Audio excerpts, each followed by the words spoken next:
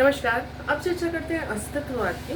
अस्तित्ववाद एक ऐसी दार्शनिक विचारधारा है जिसमें सर्वोपरि मनुष्य और उसका अस्तित्व है, इसीलिए इसको अस्तित्ववाद भी कहा जाता है। इसमें तीन प्रकार के आपके दार्शनिक हुए। एक जो ईश्वर को मानने वाले थे और ये मानते थे कि ईश्वर के बाद जो संसार में हम रह गए हैं और हम जो दुख की अनुभूति कर रहे हैं उसी से हमको उसको सीखते हुए आगे बढ़ते रहना चाहिए। दूसरा जो आपका इसमें जो दूसरी विचारधारा उठी वह थी अनीश्वरवादी। अनीश्वरवादी जो आपके अस्तित्ववादी थे वो ईश्वर की सत्ता को बिल्कुल नकारते थे और सब कुछ मानव को ही मानते थे। और तीसरा भी था, हालांकि इसको दो कैटेगरी में मुख्यतः बांटा गया, लेकिन कुछ ऐसे भी दार्शनिक हुए जो मध्यमार्गी थे कि न तो वो ईश्वर पे पूर्णतः विश्वास करते थे और न ही उनका नकारते भी थे कि नहीं, ईश्वर नहीं होते। तो ऐसे भी आपके अस्तित्ववादी दार्शनिक हुए हैं। अगर ईश्वरवादी दार्शनिकों में चर्चा की जाए तो अगर सबसे पहले अस्तित्ववाद के जो जनक है वो किर्केगार्ड, वो ईश्वरवादी अस्तित्ववाद के अंतर्गत आते हैं। दूसरा आपका जो अनिश्चयवाद है उसमें जयपाल सार्त्रे आते हैं और जो मध्यमार्गी है उसमें आपके हेडेगर का नाम यहाँ पर आता है। अन्य दार्शनिक देखें तो ईश्वरवादियों में दस्तोवेस्की, टिलिज जैस्पर्स और आपके मार्शल गेस्टो। इसमें जो जैस्पर्स हैं ये आधुनिक अस्तित्ववाद के जनक माने जाते हैं। और जो आपके अनिश्वरवादी हैं उसमें आपने सार्त्रे के अलावा जो इस नाम सुने होंगे, नीत्शे हैं, सिमोन है, अल्बर्ट कामू है, हर्सेट है और डेकार्ट का नाम भी आपने बहुत मुख्यतः सुना होगा कि बिल्कुल घोर अनिश्वरवादी ये थे। इनकी चर्चा की जाए तो इसमें सबसे महत्वपूर्ण जो परम मूल्य था अस्तित्ववाद का वह थी स्वतंत्रता। मानव का सबसे पहला और सबसे परम अधिकार है स्वतंत्रता। मानव को स्वतंत्र छोड़ देना चाहिए और उसको अपने आत्मगत ज्ञान को खोज कर लेने देना चाहिए जिससे वो अपने अस्तित्व की अनुभूति कर सके। अगर बात करें तो अंतर्दर्शन, इसमें कहा गया है कि अंतर्दर्शन करके, विश्लेषण करके, अनुभव करके अपने आत्मगत सत्य तक मनुष्य को पहुंचना चाहिए।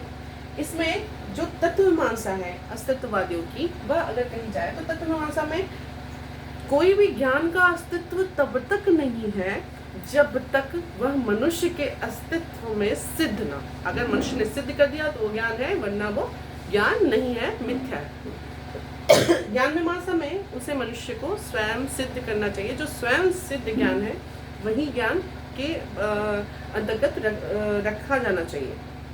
आचार मीमांसा में जो इन्होंने बात की कि संघर्ष से ही अस्तित्व है और हमारे पास विकल्प होता है जिसमें एक में खतरा अगर कहें और दूसरा विकल्प जो है हमारी सुरक्षा का, तो इसलिए हम स्वतंत्र होते हैं अपने विकल्प को चुनने के लिए।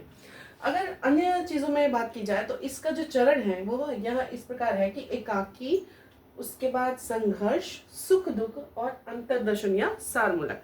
एकाकी अर्थात अपने अस्तित्व की बात की गई है। एक अपना जो अस्तित्व है, हम जो हैं, हमको क्या करना चाहिए। हम जब इस जीवन संसार में जीवित रहते हैं और अपनी क्रियाओं को करते रहते हैं तो हमको अनेक प्रकार के संघर्ष करने पड़ते हैं। उन संघर्षों से हमको सुख तथा दुख प्राप्त होता है। इसमें बहुत ही अच्छी बात ये कही गई है कि दुख से हम सीखते हैं। यहाँ दुख को दूर करने या ऐसी कोई बात नहीं कही गई। यहाँ पे बोला गया है कि जो दुख हमको प्राप्त होता है, दुख से हम अधिगम करते हैं और इसके बाद हम अपने अस्तित्व को, अपने अंतर्दर्शन से आत्मगत सत्य को जानते हैं। यही हमारा सारमूलक है। बाह्य जीवन निरुद्देश्य है और चेतना से सार्थक बनाने का इसको प्रयास करते रहना चाहिए। ये अस्तित्ववादियों के लिए बहुत ही महत्वपूर्ण आपका सिद्धांत है कि जितना भी बाह्य जीवन है वह निरुद्देश्य है। इसलिए इसको निराशावादी दर्शन भी कहा जाता है। इसमें टर्म आता है जो मानते हैं कि संसार में जितने भी आपके बाहरी जो पर्यावरण, वातावरण, जो भी चीज़ें हैं वो निरुद्देश्य है। हमको चेतना से उसको सार्थक बनाने का प्रयास करते रहना चाहिए। इसमें मनोविश्लेषणवाद सिद्धांत, भौतिकवादी सिद्धांत, मानवीय सत्ता का सिद्धांत और अनुभव मूलक सिद्धांत, उसके साथ ही साथ तथ्यपरक सिद्धांतों का प्रयोग किया गया है। इसमें इसको निषेध मूलक या निराशावादी सिद्धांत भी कहा जाता है और इसमें गुण से पहले अस्तित्व को यहाँ पर महत्व दिया गया है। कुल मिला जुला के अपने अस्तित्व की खोज, अपने अस्तित्व की पहचान और इसको स्वतंत्र रूप से इसका चयन करना मनुष्य के लिए और उसको बचाए रहना अस्तित्ववादियों का मूल सिद्धांत माना जाता है।